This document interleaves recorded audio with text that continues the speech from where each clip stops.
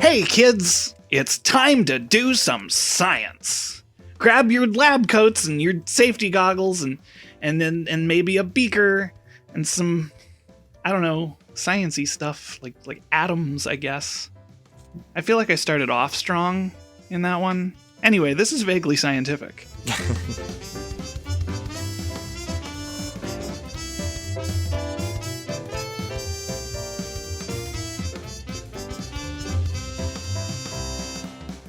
It's a big ball of wibbly wobbly timey wimey stuff. Yeah, that one kind of got away from me. Yeah. I am Derek, and I'm just happy to be here. And along for the ride, as always, here's Jim. Hi, Jim. I call shotgun. Woo! And our guest this week, just checking in to see if we need anything. Please welcome back Joel. I call back seat, feet on the hump. That. Well, then where am I gonna sit? You're the one driving. Uh-oh. Well, this is the show where we answer the most ridiculous audience-submitted questions in a manner that we like to call vaguely scientific.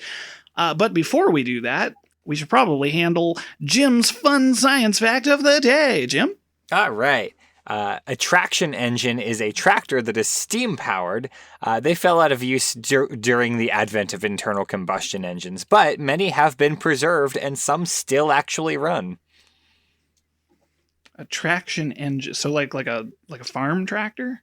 Yeah, basically. I mean, did you ever watch or read like Thomas the Tank Engine? Because they have a traction engine in that. Oh, I don't remember that specifically, but... Yeah, Trevor the traction engine. He plows fields and does stuff. And Trevor the traction engine. Yeah. That's why I knew about this, because I have been reading Thomas the Tank Engine stories with my child. And it's interesting, because, like, I didn't know this at the time, but all of the, at least as of, like, when I was a child, like the classic series, all of the engines are based on real engines, and some of the trains in Thomas look really stupid, but they're based on actual engines that were real. It's just wild to me. Yeah, I think if you go to the Canfield Fair in Ohio, I seem to recall that they have had in various years a traction engine that you could see. Oh, that's cool. Actively working. I would love to see that, actually, because I've never seen like an actual traction engine. I've seen a lot of those big giant diesel like tractors, but nothing like that. I've never been on a train. I haven't either, actually. That's one of a train and a helicopter are the two modes of transportation I haven't been able to cross off my list yet. There's a helicopter in Thomas. Is it Hector the helicopter? No, it's Harold. Very close. I was close. There's a limited number of H names you can select. Yeah. Hector, Harold, Haley, Harry, Harley, Harvey. I don't remember which ones I've said now.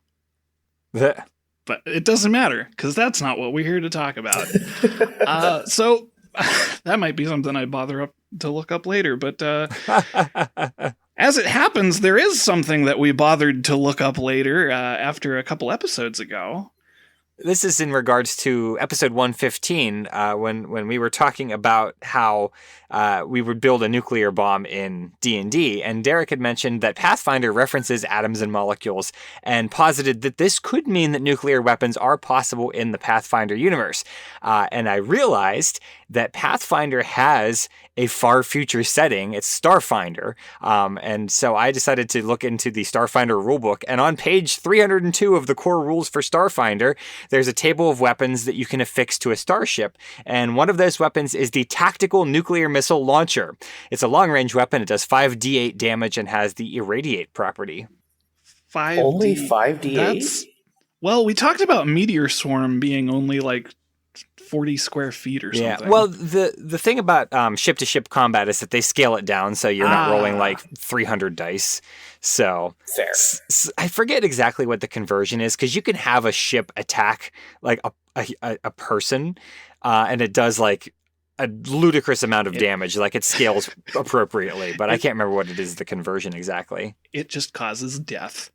Probably. It just evaporates that person. Well, that's fun.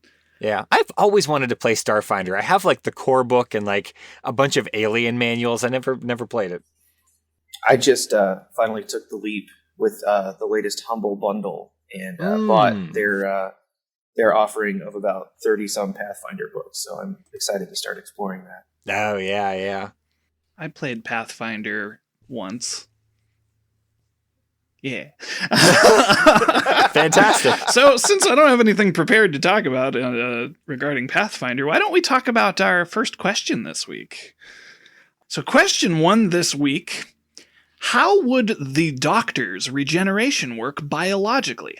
And would it change their personality like it seems to? The Doctor in question is Doctor Who?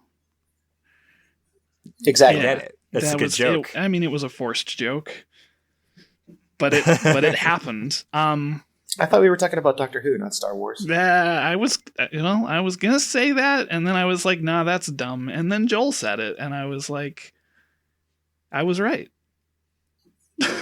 I'm glad I did. So I'm gonna start off by saying that I know very little about like the expanded lore of the Doctor Who series, but I did kind of like look into some actual biology of real life stuff. So if you want to take it, Jim, sounds like you have something to say.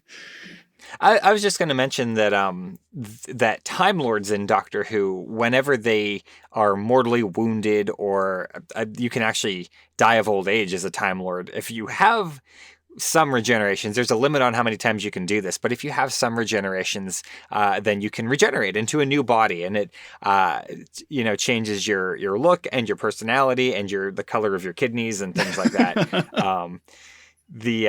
But all Time Lords can do this, it seems. And the other thing that is probably worth mentioning is that the Doctor has actually used up all of their regenerations and has now moved, because you're only supposed to be able to do this so that you have 13 lives, and the Doctor ran out and was granted a new set of regenerations, because you were allowed to be given new regenerations by the Time Lord High Council or somebody, I don't know, whoever. So with the latest iteration, it's also possible that the Doctor, because and this is a spoiler alert, I guess, for those who have not been caught up to the full extent. There is a figure in the Doctor Who lore that is called the Timeless Child, and I believe that in the current iteration, the Doctor has discovered that they are the Timeless Child, and I think that may have something to do with their ability to regenerate more than the prescribed number of times. But okay. So it's in general that is serviceable to the plot. So being like one of the last Time Lords used to kind of be what made the Doctor special, and now the Doctor is also special among other existing Time Lords. It seems like it, okay. Yeah. Well, that's fair. I've read comic books. That's fine. I think I've read Doctor Who comic books. I have too. They're really good. Yeah. I think in one of the regenerations of the Doctor, he was actually forced to regenerate as a punishment as well from the Council of Time Lords. Yeah, from the second to the third. That's right. Yeah. Because then he was exiled to the Earth. Yeah. I know that I've talked to Jim about this before, outside of the podcast, but I know that like each of the Time Lords reincarnations are supposed to last like several hundred years or something. Yes. The Doctor's clumsy and gets killed a lot. He's burning through a lot of them. Yeah. My least favorite, I love the 10th Doctor, but he only lived like 7 years. And I'm like, come on. Which for a Doctor is a pretty strong tenure. Yeah. But actually for a Doctor, that's lousy, because a lot of them have lived at least 20 or 30. Well, for a Time Lord Doctor. That's what I mean, like in the fiction of the universe. I see. Okay. But as David Tennant, he was there for, 4 or 5 years? That's a pretty good run. Yeah. Really good run, yeah. Mm-hmm. So the question of would there... I really harped on... would their personality change to the extreme that it seems to, because obviously, like in the meta, in the real life explanation, different actors play the Doctor. Right. And they bring in their own little quirkiness to the character. I tried not to stick on nature versus nurture for too long, because that basically always results in it's a little bit of both. But I looked at different examples of like brain injuries and different procedures that like brain surgeons perform on people.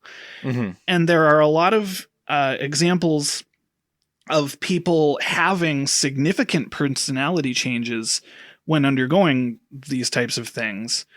And also, if you want to take the nurture element out of it, you could talk about if somebody were to like lose their memory or something.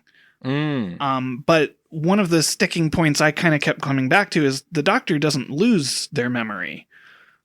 Right. But is just so long lived that naturally you're going to forget some things. Right. So one thing, like there are definitely things I was interested in when I was a kid that I'm either have a more nuanced appreciation of, or my tastes have changed as an adult. But with the brain injury thing, I actually kind of found a list, the most common symptoms of personality changes when it's a matter of a medical issue. One, these personality traits, or the changes in personality, usually aren't noticed until the patient sort of starts trying to fit back into their normal life. So it's not something they're really cognizant of. I see. But also the most common things that tend to happen are, I have a short list here of things like becoming quick to anger or frustration, difficulty regulating their emotions, laughing or crying at inappropriate times, losing the ability to express emotions like facial expressions and stuff, and just kind of like tendency toward aggression. And something I thought was interesting about that, especially since we're talking about like brain injuries, is that most of these are sort of arguably the loss of an ability to some degree. Oh yeah, I see what you mean. Like loss of impulse control or loss of being able to emote. So I thought that was kind of fascinating. That kind of fits too in the lore of Doctor Who, because when the Fifth Doctor regenerated to the Sixth Doctor, he spent a good period of time kind of being psychotic and figuring out what he was. Yeah. Actually, and not to that extent, because the Sixth Doctor, his first series or his first episode was like, he starts out by strangling his companion because he's just out of it. But like, we frequently see that the Doctor is not in good straits right after regeneration. Like, the 10th Doctor sleeps for like a whole day before settling down. The 12th Doctor doesn't really remember most of what's going on for quite a while. He has to like reboot his brain and figure out like, oh, who am I? And, how do you fly a TARDIS and things like that? Sure. So, the 11th Doctor goes through the entire gamut of culinary experience before landing on fish fingers and custard. Oh, yeah, I remember that. Yeah. Well, it's interesting that, so the Doctor is aware that their personality has changed because they've experienced it multiple times, but it's interesting that they don't necessarily know what those changes are until they like experience it. Right. And it's interesting because especially the food thing, like, you have a whole like set of foods that you as a person like, and to all of a sudden have a completely new mouth and not know if all of a sudden, hey, maybe you don't like toast anymore. Oh no. That would be weird, because like toast is the most default thing. Like most people like toast. Toast is just a very baseline thing that you like and can add stuff to. Yeah. I was thinking about, there were a few episodes that I saw.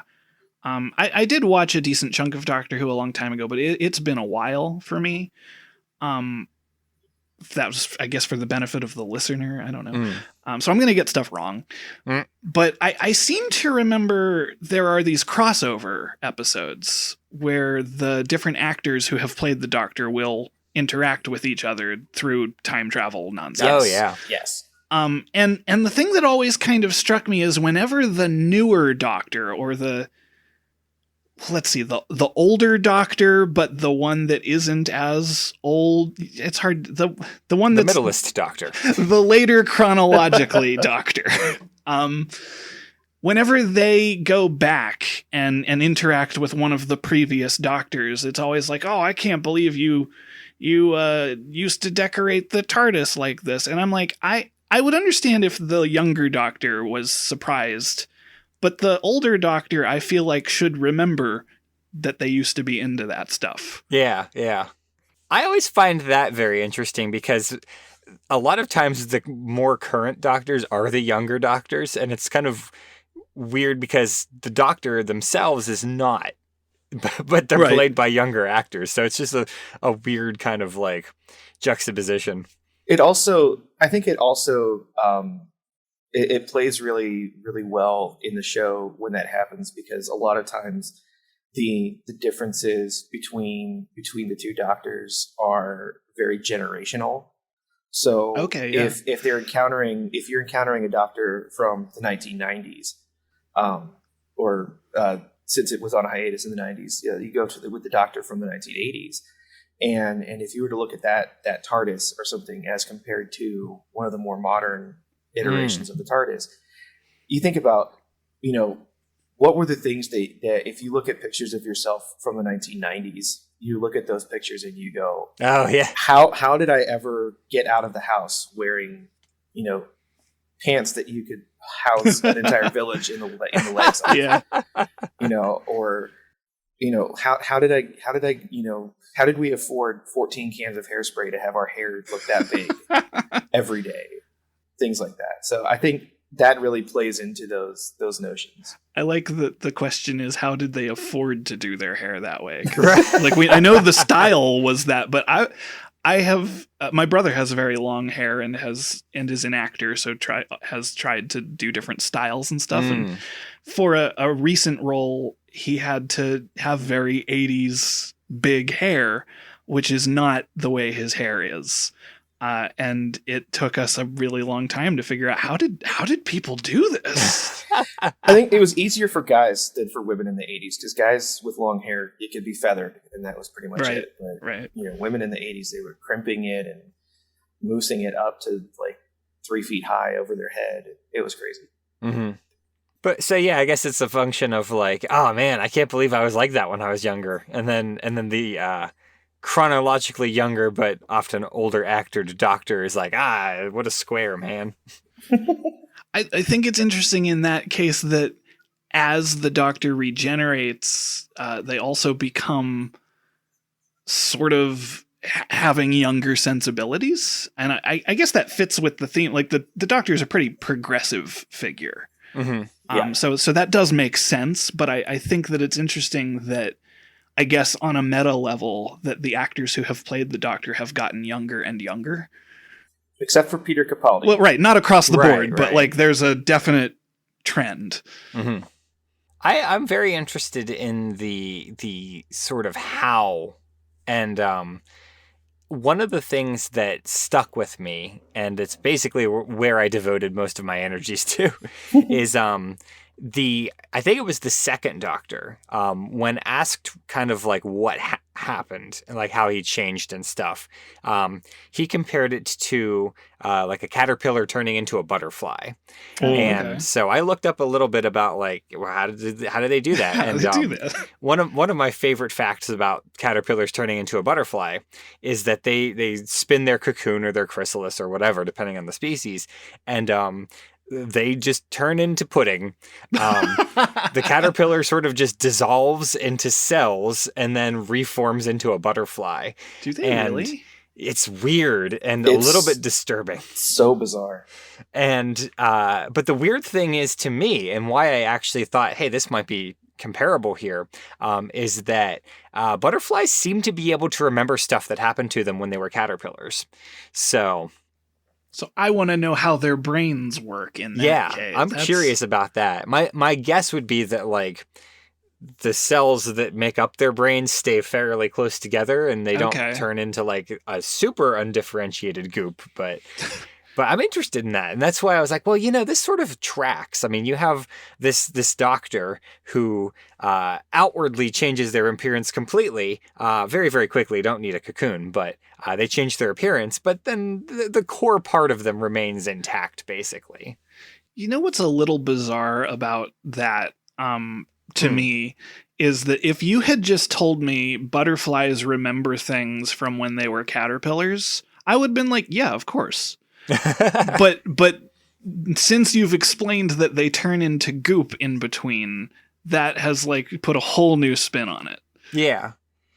And that's why I'm thinking like that could be like that could really like alter your brain chemistry. It would make your personality change.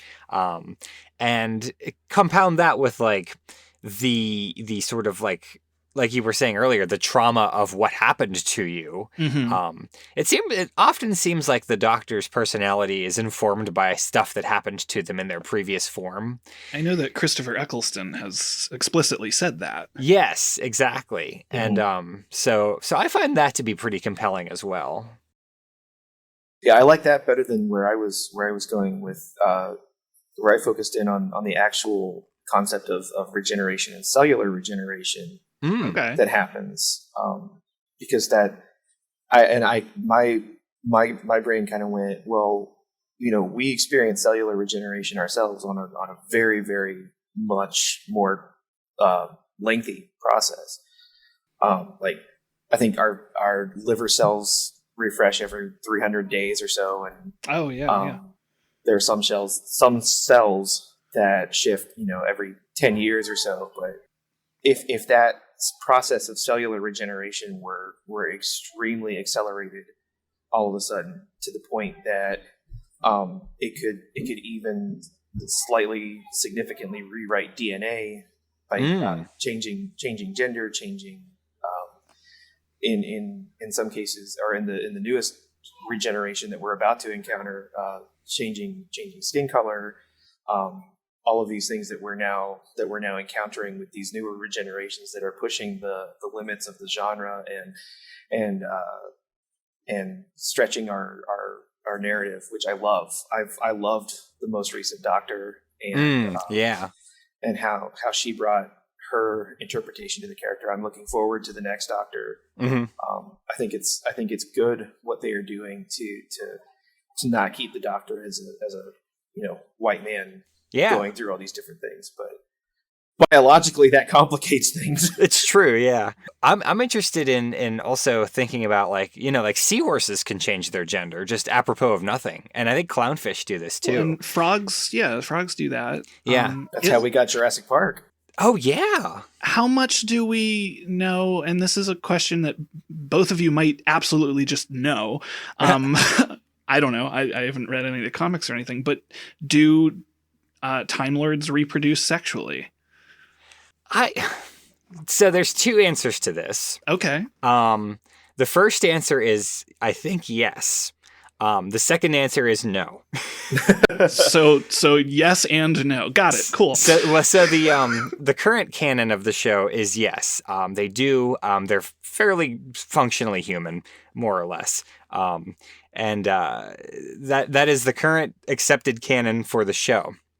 However, back in the 1980s, when the show was canceled for the first time, they made a big expanded universe of books where they fleshed out all this stuff about like genetic looms and like they 3D print new Time Lords, and it's a whole thing. Yeah. And it's very complicated and pretty much completely retconned, but it still exists. I mean, you can go find that kind of stuff. I think they still explore it to some extent in some of the big Finnish audio productions. Yes, yes. It's definitely like still a concept that they dip into, but they've sort of moved past that as like the end all be all explanation. Okay. Because nowadays the Doctor's a lot more like willing to be attached to someone in a romantic sense. Back in the 80s, he was extremely asexual. Yeah, the Russell T Davies era really did a lot to humanize the Doctor a lot more, because that's when the Doctor starts talking about having had a wife and children. Yeah, and we knew that Barbara was his, or Susan was his granddaughter. At least she called him grandfather. I don't know if they ever actually established that she was fully his granddaughter. I don't know how much we went into that. And so in the expanded universe that is semi-retconned, that it was a whole thing where like the Doctor was a reincarnation of her actual grandfather because he fell into a loom and was rewritten as I don't know, it's a whole thing. But I prefer to think that they are just like normal biological creatures. I'm picturing the Doctor falling into like a loom at a Renaissance fair. I know, kind of me thing. too. Like just like an actual loom. Getting all tangled up. But you mentioned kind of the biological aspect of it, which I thought about starfish and earthworms and like the stories of things that can grow back from like the smallest piece of their body.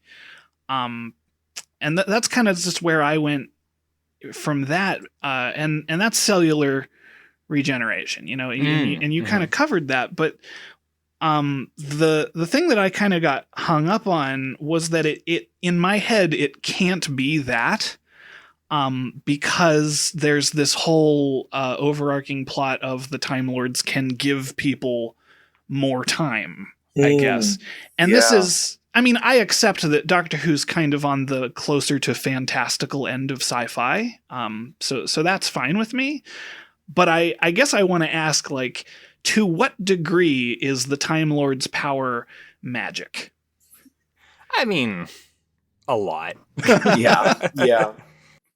And if that's the answer, like that is satisfactory to me. Yeah. I know a lot of people probably will argue with me, but I'm okay with that. Yeah, I think there is like extensive like expanded universe canon too, but like Doctor Who is, I don't want to say weird because this seems to be true across the board of most sci-fi. Sure. But like there's the hard canon of what's on TV, and then there's the extremely soft and squishy canon of everything else.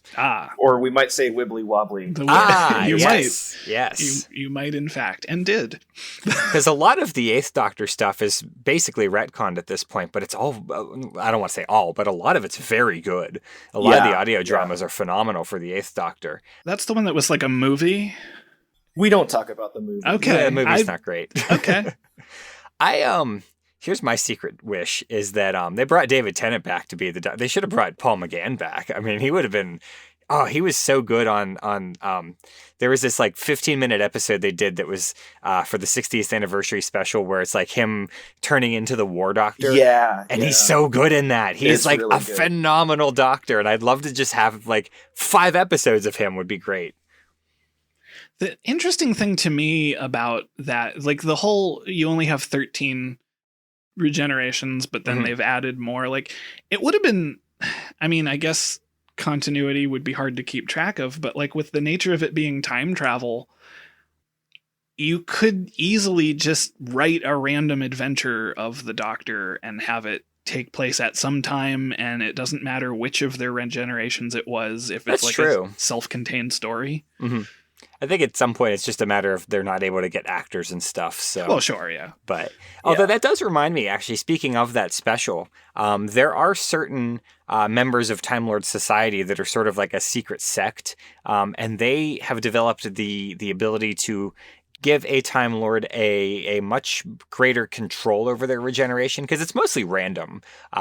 But this sect, I think it's called the Sisterhood of Karn, they were able to give the Eighth Doctor a sort of like this concoction, this potion that allowed him to regenerate sort of in the direction he wanted to. That's right, yeah. He wasn't really able to pick his looks, but he was able to pick his personality. He wanted to be a warrior so he could fight in the Time War. And so they gave him that concoction and he was able to do that. So Well, that's interesting. And he looked like John Hurt. Oh, I watched that. Oh, okay. He looked like John Hurt because he was John Hurt. I remember that John Hurt was there. That's the extent of what I remember, but I do remember it.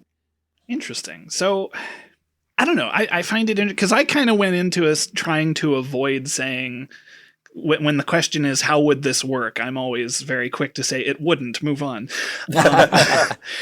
But which we might do in the next one.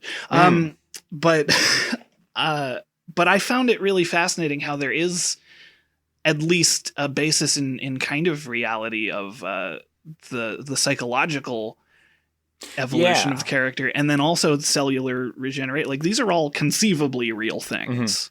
One of the other things that I didn't mention, because it's not really exactly the same thing, but there are certain species of jellyfish that when they are like dying, they will just revert back to like the little polyp stage and just live again. They just completely regenerate, but to do it, they go back to sort of their infant form. So it's a little bit different, but same idea. What I'd want to know about that, because we know that caterpillar to butterfly, they do have a brain. I don't know if jellyfish have brains. Not really, no. So, like, would it remember, or would it, like, I don't know. That's a good question, actually. Because jellyfish just have, like, what they call a neural network. It's, like, a very non-centralized, just bunch of neurons. Because I feel like jellyfish, in that regard, are all jellyfish of Theseus, you know? To what degree is it the same jellyfish? I don't know how I didn't see that coming.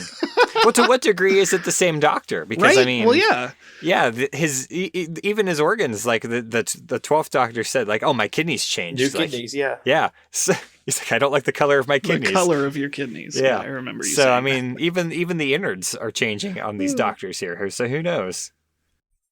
I really appreciate narratively what an ingenious device it is. Yeah. And it is something that is truly unique about Doctor Who. That the early writers found such a creative way to introduce a new actor. Yeah. Without having to completely, rewrite the show and remake something that they were still going strong with. Right. Because I mean, it's a testament to the fact that they managed to not write themselves into a corner, because William Hartnell was in failing health, and they're like, well, the show is wildly popular. We can't just stop it. So what do we do? And they're like, well, he's an alien. We just make something up. And it's like, oh, okay, that's perfect. Yeah, he can just change shape, and he's different. Yeah. That's really interesting and kind of a product of it, because we've talked about comic books, and obviously there are Doctor Who comic books, but that is an issue that never came up in comic books. They don't need to change what the character looks like, because it's not a physical, actual person that can get old. Right. But Doctor Who was an actor. It was a performer from the inception. And so that's...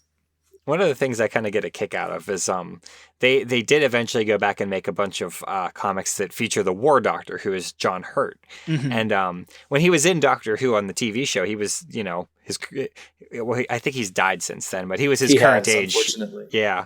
So he was pretty old on the TV show, but when they went back and did the comics, it's just young John Hurt in the comic, because that was supposed to be when he had first become the War Doctor.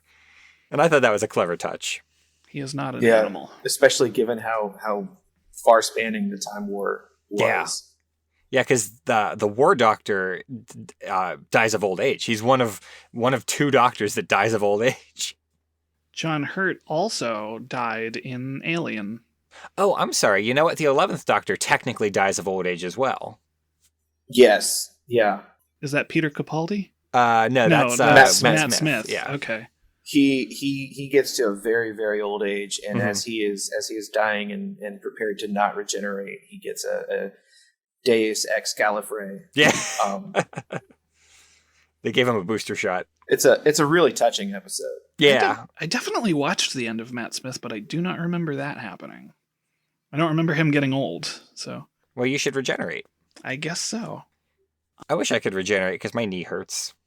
Well, listeners, let us know who's your favorite Doctor. Everybody has a different answer to that one. But in the meantime, we do have a second question this week. So question 2 this week is, how does a bag of holding work? And I already spoiled it. It doesn't work. Let's move on.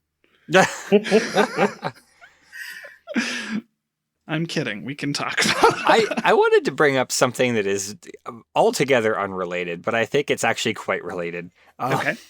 So I read a long time ago, and actually not too long ago, I did go back and revisit it because it's not too bad of a book.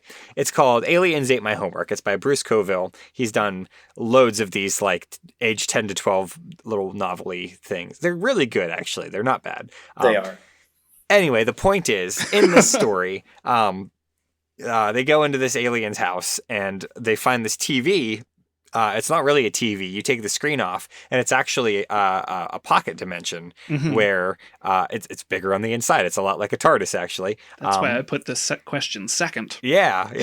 But the way I think it worked, if I remember correctly, because again, it's been a while, but the way I think it worked is that it's actually like a traversable wormhole, and it just goes to another planet, and this other planet is basically like has a storage warehouse that's yours. You rent space like a storage locker on this planet, and the TV just happened to be where the portal was in this kid's house that was his hiding spot. So something like that, I think, would be that's the way Santa's sack works in the Christmas Chronicles. Oh, interesting. It just also, is Mary Poppins' bag. Is that how that works? I didn't know that. I don't know if it's ever been fully explained, but it definitely functions to the point that one fan theory is that Mary Poppins is a Time Lord. I've heard that, yeah. That her bag is her TARDIS. I've heard so many fan theories about X character is a Time Lord. That I'm like, James Bond is a Time Lord. They're all Time Lords. Okay, that makes sense. It's fine. They can all be Time Lords. Mm-hmm. So I hope that somebody knows more about this to me, because I meant to look this up. But I'm sure there's a way that it canonically is explained in the Dungeons and Dragons world, I suppose. As a matter of fact, excellent. I have gone into the rules for Dungeons and Dragons in the SRD, or the basic rules, on page 153 of the current iteration. The Bag of Holding is a wondrous item and uncommon, which means that its ubiquity in Dungeons and Dragons games is probably a little overdone. But this bag has an interior space considerably larger than its outside dimensions, roughly 2 feet in diameter at the mouth and 4 feet deep. The bag can hold up to 500 pounds, not exceeding a volume of 64 cubic feet, so 4 foot by 4 foot by 4 foot. This bag weighs 15 pounds, regardless of its contents, and retrieving an item from the bag requires an action. And then there's some further mechanics to it. If the bag is overloaded, pierced, or torn, it ruptures and is destroyed, and its contents are scattered in the astral plane.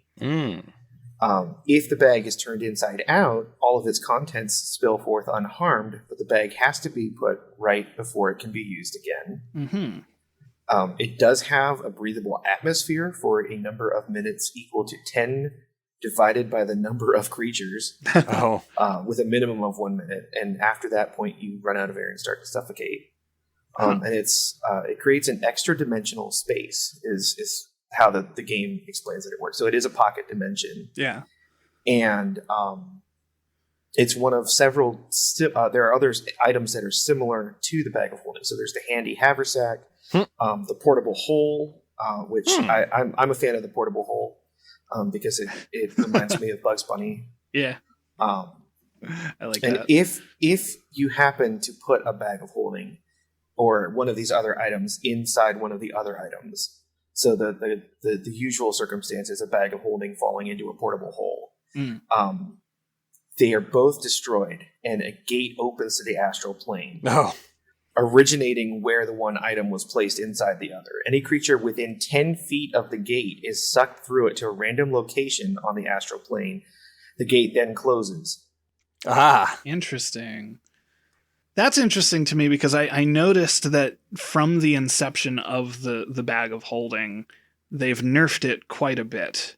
Because when it was originally created, it was just they didn't want to have to keep track of how do the player characters carry all these things. Oh, I see. But then that, as most things in the Dungeons and Dragons community happen to end up being, is that was abused.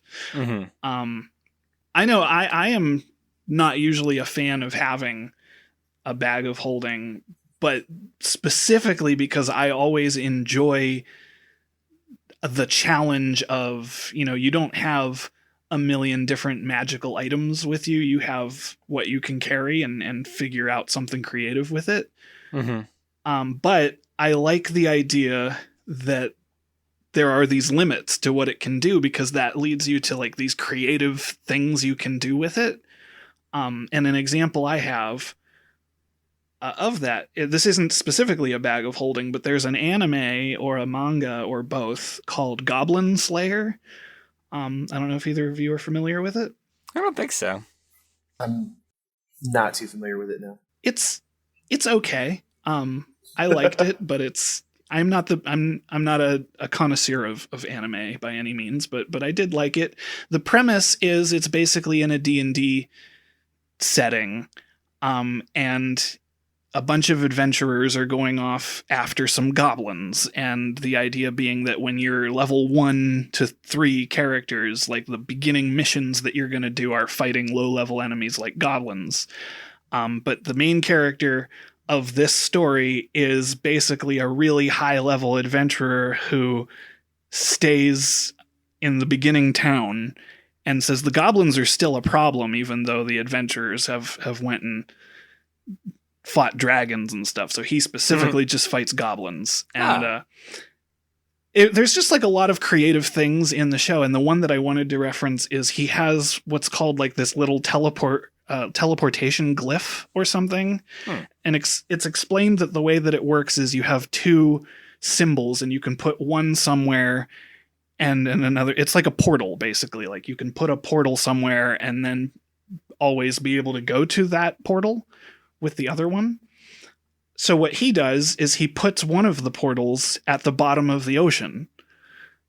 And at one point they are fighting a troll, and he opens this other portal, and now all of a sudden the weight of all this high pressured water is shooting out of it, and he uses like a water jet to cut this troll in half. Oh, wow. And I was like, that was a really clever thing to do with like a Dungeons and Dragons type ability. I don't know. Yeah. There's a similar method that has been suggested by players using the bag of holding and portable hole issue that the rules lay out. Okay. That is a kind of a one shot solution for larger bad creatures. The one I've heard most frequently summoned for using this solution would be the Tarrasque, which is basically a T-Rex but much larger, a kaiju in the Dungeons and Dragons world. And if you can rig an arrow correctly, you could make it so that when the arrow hits the Tarrasque, the portable hole opens and the bag of holding falls into it, and then the Tarrasque is sucked into the astral plane and becomes somebody else's problem. Yeah, and we don't have to deal with it. Yeah, so I like creativity, and so like in my head, limitation always kind of breeds the creativity. But I think the biggest benefit with the bag of holding was that it helped you not have to do the calculations for encumbrance. Yeah.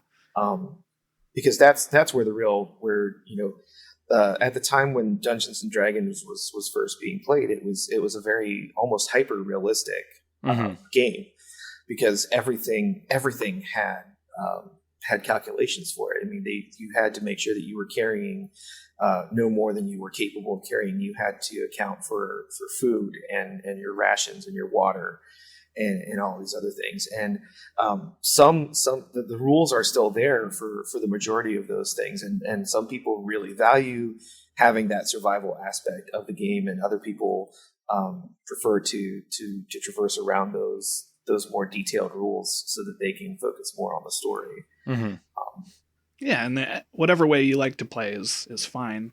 I'm somewhere in the middle, I know. On that note, though, of it kind of being... Because a lot of times in these games, a rule will be put in place because it should make it more convenient, and it should make the game easier. And then naturally that rule will be taken advantage of. And a story that I particularly like, possibly because it references Terry Pratchett, is in Terry Pratchett's Discworld series. There is I guess a character, sort of a the luggage. yeah, the luggage from Discworld is a chest, like a big steamer trunk. And it basically has a pocket. It's built out of sapient pearwood, and it has a pocket dimension in it. And Terry Pratchett gave an interview that this was from a game of, I don't know if it specifically was Dungeons and Dragons, but it was from a role-playing game. So it's this trunk that has little feet, and it can just follow the party around. And when you open it, it will open to the part of the pocket dimension its owner wants to go to. But another aspect of the luggage is if anyone other than its owner tries to open it, when they do, it has a bunch of very razor sharp teeth. It eats them. It eats them. It eats them, and it's basically this indestructible creature that is like fiercely loyal to whoever its owner is. It is absolutely a character of its own. It's great. It has. I love when he describes it as having emotions, and he goes out of his way to say, as much as a trunk can scowl, the luggage scowled, things like that. It's I love it. So it sounds like we just need a bunch of traversable wormholes, and then we're good. That's pretty much it. Yeah. That's the best or vaguely scientific answer that I would think for a bag of holding is that it is a wormhole kind of technology. The only thing, and I did try. I feel like I could probably try more, but the only thing I could come up with that even comes close to this is vacuum sealing things. And like reducing the air inside of things to make them so they take up less space. And that's nowhere near close to what a pocket dimension would give you. I've always toyed with the idea of making a scene happen in a campaign sometime where the adventurers end up on the astral plane and in the area where all of the things from bags of holding are deposited. Well, that's the North Pole. That would be fun to explore.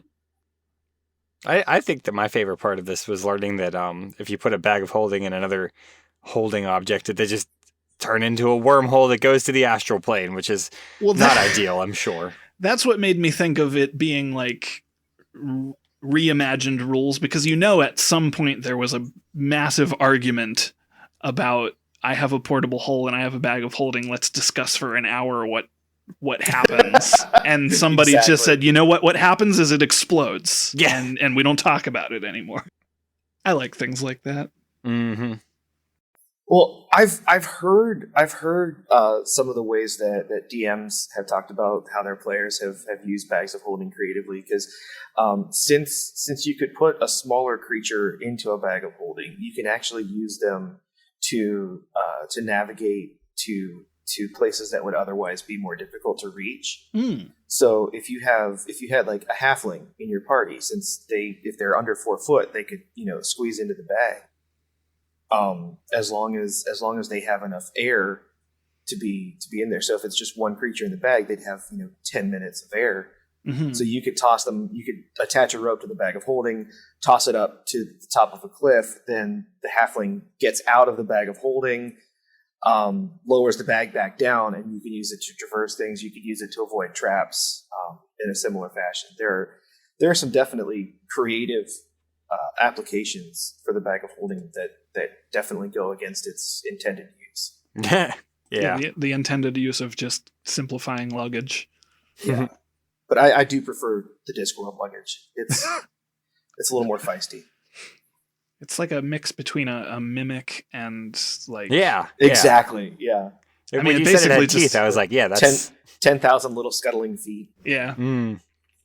Yeah, the difference between it and a mimic is like if people see it, they can see that it's just this walking trunk. It does not pretend to not be. Right.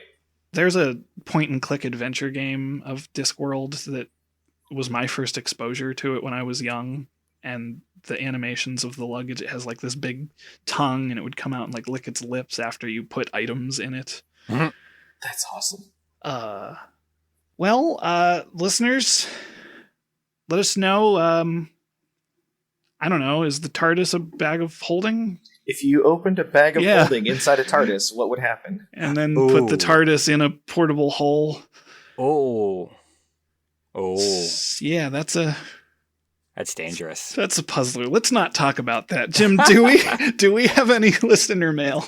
We do, and as always, if you want to send us listener mail, you can email us at feedback@vaguelyscientific.com. You can comment on our blog, you can like us on Facebook, you can tweet @vaguelysci. And this email comes to us from Nick and is in regards to episode 70 and episode 71. The first part here is actually a question, so I will read that part first. Nick asks, where would all of the people returned from the snap reappear? This is in regards to the Thanos snap from the Marvel MCU movies. Would they be returned to their leaving location? And if so, what about the people that were in cars or boats or even airplanes? Now, I'm not caught up with the MCU. That is addressed, isn't it? Like, they do come back. They do, yeah. I don't know if it's addressed in the actual movie. I don't remember if it is or not, but I know that I heard an interview with I think it's Kevin Feige, the guy, or I don't know if that's how you say his last name. Actually, I've never heard it said out loud.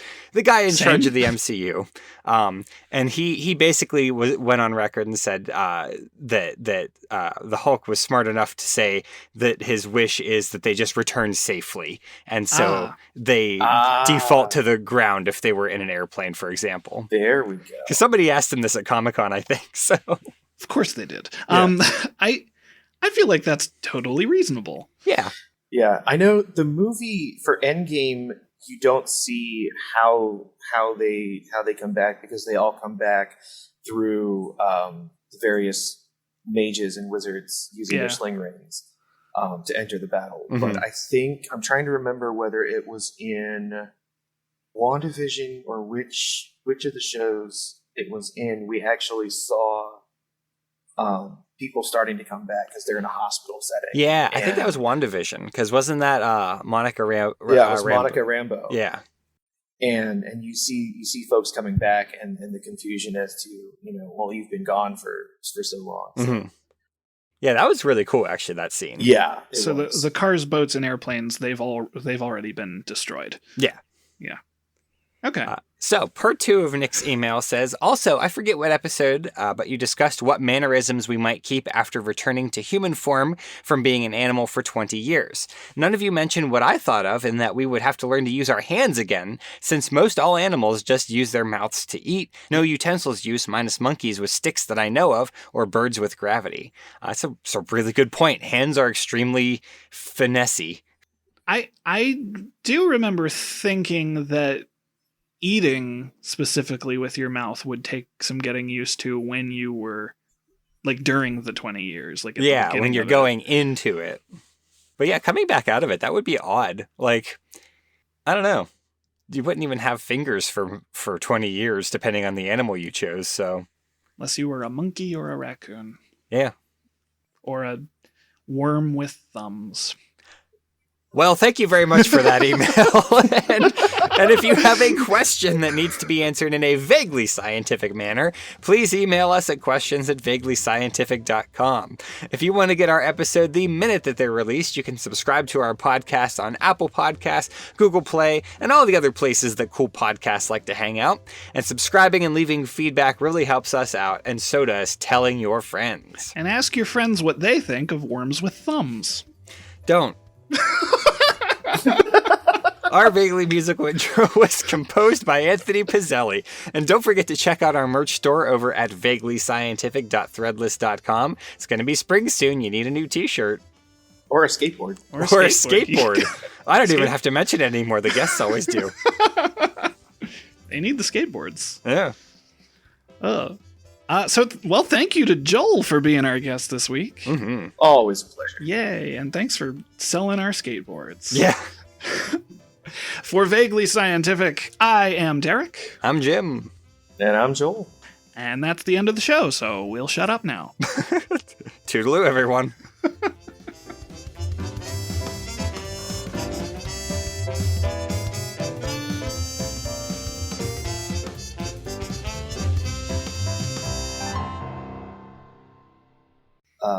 It was recently revealed in the latest season that the Doctor is the timeless child. So that you'll have to pardon me. I've got a child crying in the background. Is it timeless? They are not timeless.